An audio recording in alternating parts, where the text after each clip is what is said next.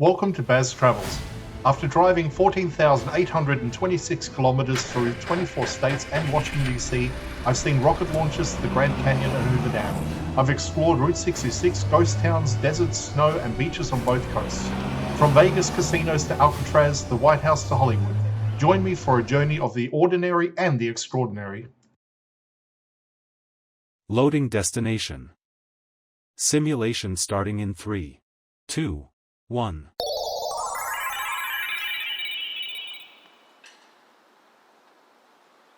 To look around, move your phone or tablet. Click and drag if on a computer or move your head if using a VR headset. Please like and subscribe. The grounds surrounding Missouri State Capitol are not decorative overflow. They are deliberate extensions of the building's authority and purpose. When the current Capitol was completed in 1917, the planners understood that a seat of government required context, not isolation. The open lawns, terraces, memorials, and sculptures form an outdoor narrative that complements the structure itself. Capitol grounds serve multiple functions at once. They provide visual scale, allowing the building's dome and facade to be viewed without obstruction.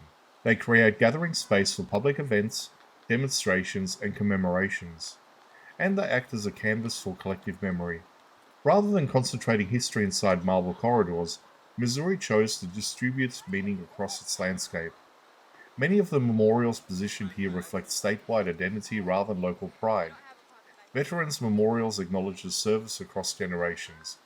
Monuments tied to the Louisiana Purchase reference the territorial expansion that made Missouri possible. Sculptural works such as the Fountain of the Centaurs introduce artistic symbolism into an otherwise governmental setting. Each installation adds thematic depth, but none competes directly with the Capitol's central dominance. The layout of the grounds reinforce hierarchy without imposing rigidity. Pathways guide movement gradually upwards towards the main entrance. Open lawns soften the geometry of stone and column. Trees frame views rather than obstruct them. From almost any position on the grounds, the dome remains visible, establishing the Capitol as the visual anchor. There is also intention in the decision to include diversive types of memorials rather than a single monumental statement.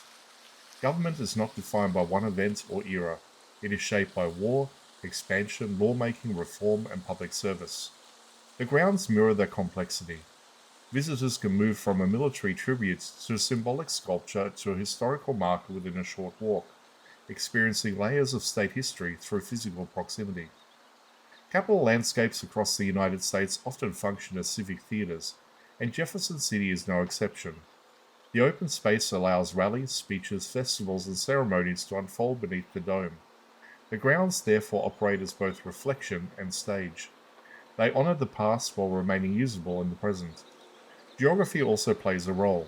Positioned on a bluff above the Missouri River, the Capitol complex commands long views across the city and waterway. The open grounds amplify that elevation, ensuring that sightlines remain clear and expansive. The result is a setting that feels intentional rather than crowded. What distinguishes these grounds is their balance. They are formal but not overwhelming, symbolic yet accessible. They do not attempt to compete with the building, nor do they leave it isolated.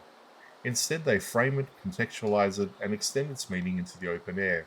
The Missouri State Capitol governs from within marble walls, but its surrounding landscape communicates just as strongly. Through memorials, sculpture, lawn, and elevation, the grounds express how the state sees itself, layered, deliberate, and grounded in history while still open to public presence.